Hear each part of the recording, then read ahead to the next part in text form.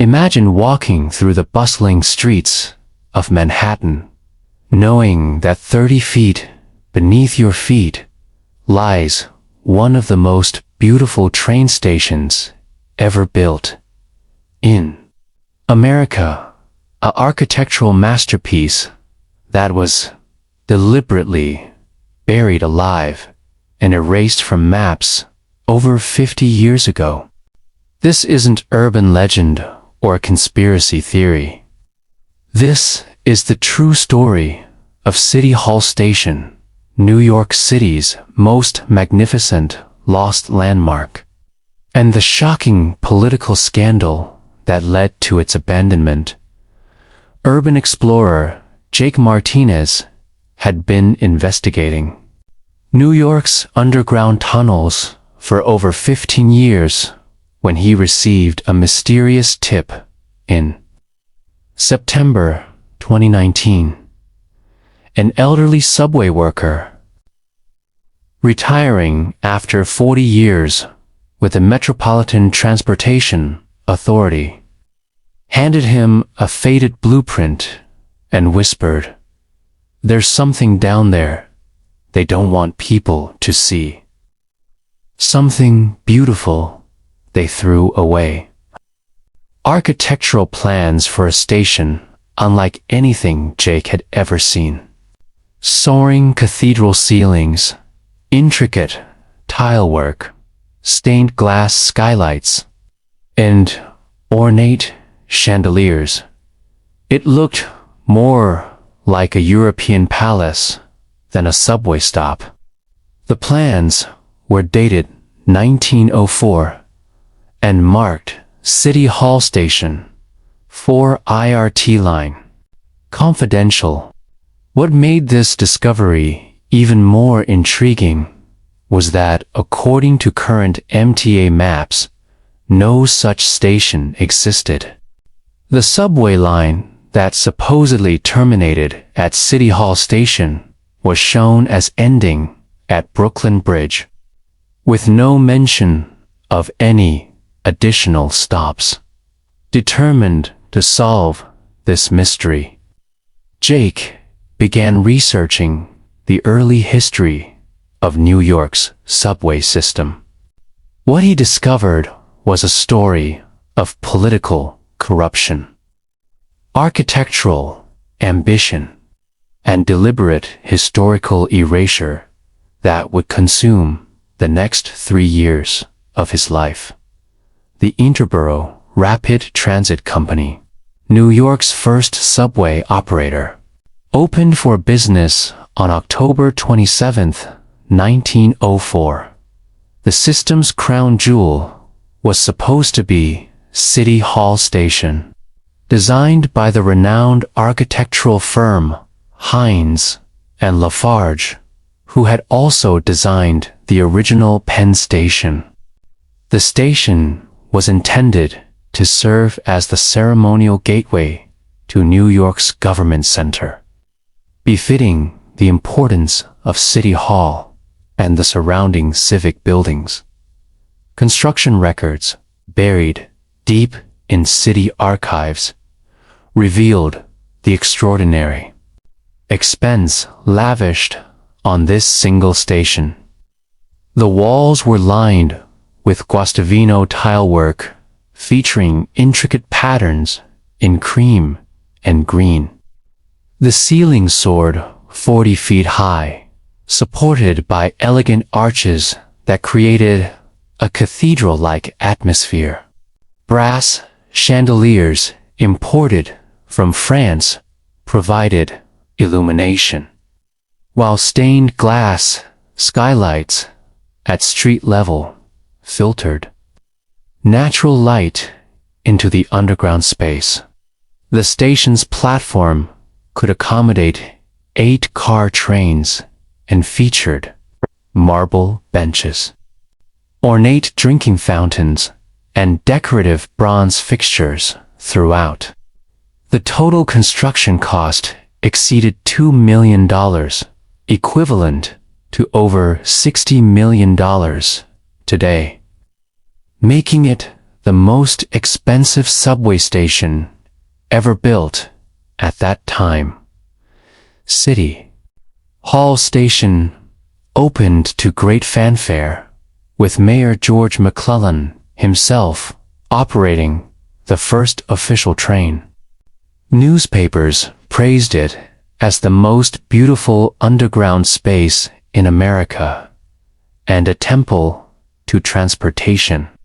For the first few years of operation, it served as the ceremonial terminus for the IRT line and was regularly used for political events and VIP arrivals.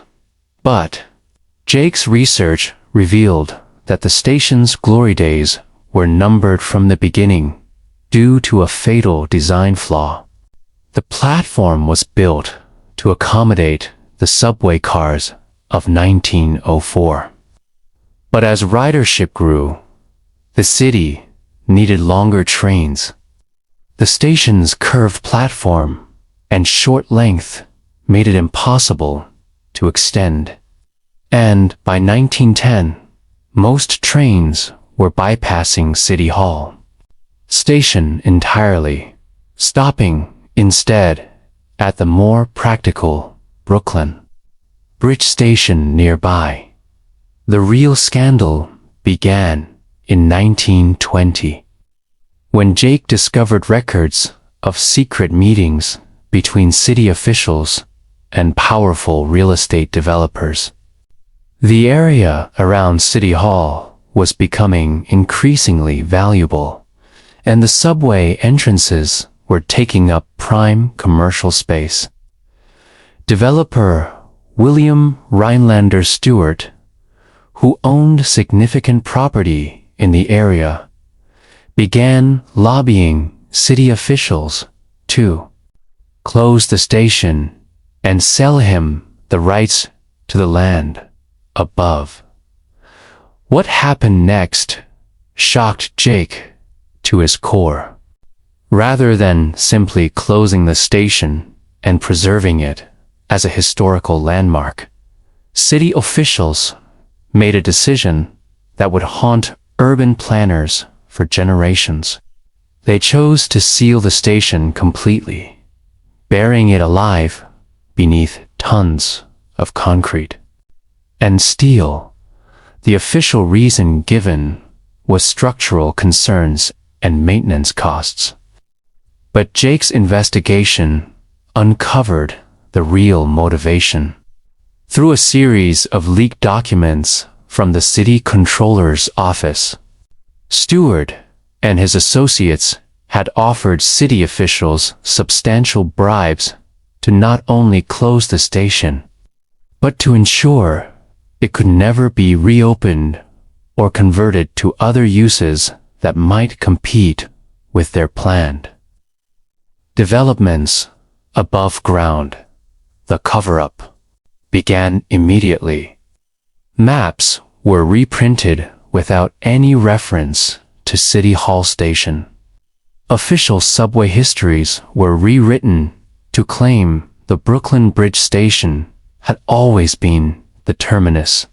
Workers who had built or maintained the station were transferred to other jobs or offered early retirement packages with strict non-disclosure agreements. Most shocking of all, Jake discovered that the beautiful architectural elements weren't simply abandoned. They were systematically destroyed.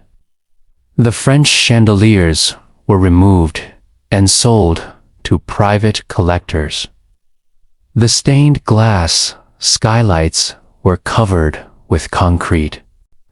The ornate tile work was painted over with industrial gray paint to hide its beauty from any future urban explorers who might stumble upon the space.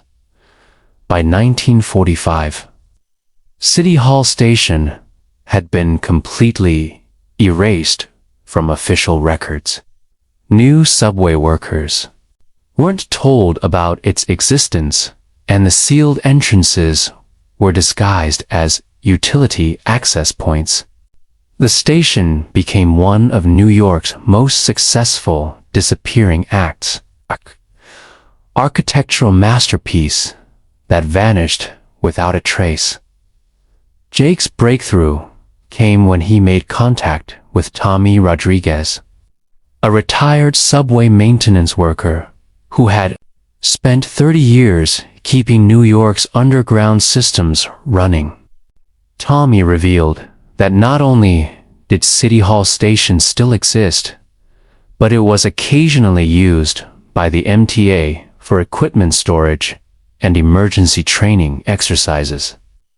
They never destroyed it, Tommy explained during a clandestine meeting in a Queens diner. Too expensive to demolish all that marble and tile work. So they just sealed it off and pretended it never existed. But it's still down there, exactly like it was in 1904, just covered in decades of dust and grime. Tommy provided Jake with detailed information about how to access the station through forgotten maintenance tunnels. The journey required crawling through narrow service passages, navigating around active electrical systems, and avoiding MTA security patrols who had strict orders to arrest anyone found in unauthorized areas. Jake's first glimpse of City Hall Station in December 2021 was breathtaking. Despite 50 years of neglect, the space retained its magnificent architecture. The soaring arches were intact. The ornate tilework was still visible beneath layers of paint and grime, and the platform stretched into shadows like a abandoned cathedral. Using professional photography equipment, Jake documented every detail of the station.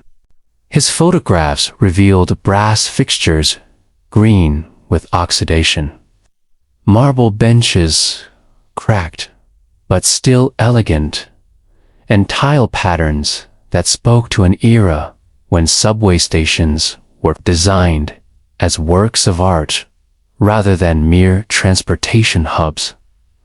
The most haunting discovery was a forgotten sign, partially hidden behind a support beam, that read, "City Hall Station, Gateway to Municipal Government, opened October 27, 1904.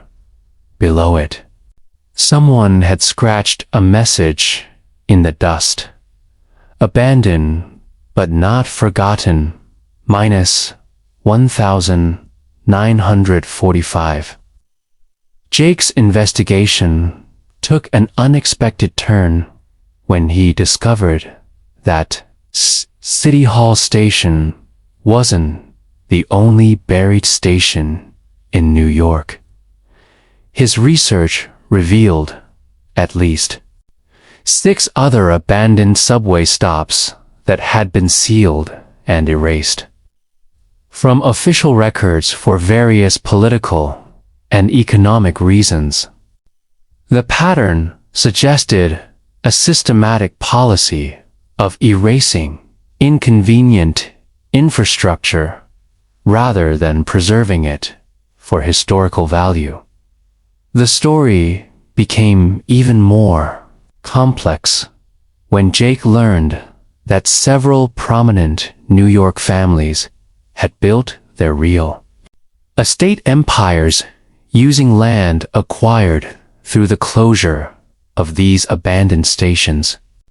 The Stewart family, descendants of William Rhinelander Stewart, still owned buildings worth hundreds of millions of dollars on land that was originally designated for subway entrances and station infrastructure. Modern urban planners who reviewed Jake's documentation expressed outrage at the waste represented by City Hall Station's abandonment. The space could have been converted into a museum, an art gallery, or a unique venue for cultural events. Instead, it sits empty and deteriorating while New York struggles with overcrowding in its active subway stations. Recent attempts to gain official recognition for City Hall Station as a historic landmark have been blocked by the MTA and city officials who claim that acknowledging its existence would create security concerns and liability issues. Critics argue that the real concern is avoiding questions about the corruption that led to its closure and the valuable land deals that followed. Jake's photographs of the station, published on urban exploration websites, have sparked a movement among New Yorkers who demand access to their buried architectural heritage. Petitions to reopen City Hall Station have gathered thousands of signatures. But city officials continue to insist that no such facility exists. The irony is unmistakable in a city that celebrates its architectural landmarks and charges tourists millions annually to visit its historic sites.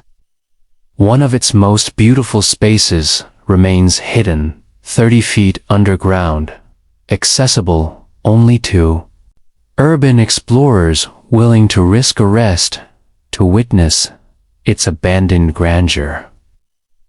Today, City Hall Station serves as a monument to municipal corruption and short-sighted urban planning. Every day, thousands of New Yorkers walk overhead, unaware that beneath their feet lies a masterpiece of early 20th century architecture, deliberately buried and forgotten by officials who valued immediate profit over lasting cultural heritage. If this story of New York's buried architectural treasure amazes you, please like this video to help bring attention to our lost urban heritage. Subscribe for more investigations into the hidden infrastructure and forgotten spaces that cities don't want you to discover. Comment and tell me, should City Hall Station be reopened as a public space, or do you understand the city's position that some abandoned infrastructure is better left buried? Have you ever discovered forgotten buildings or infrastructure in your own city? Let me know which hidden urban mystery you'd like me to investigate.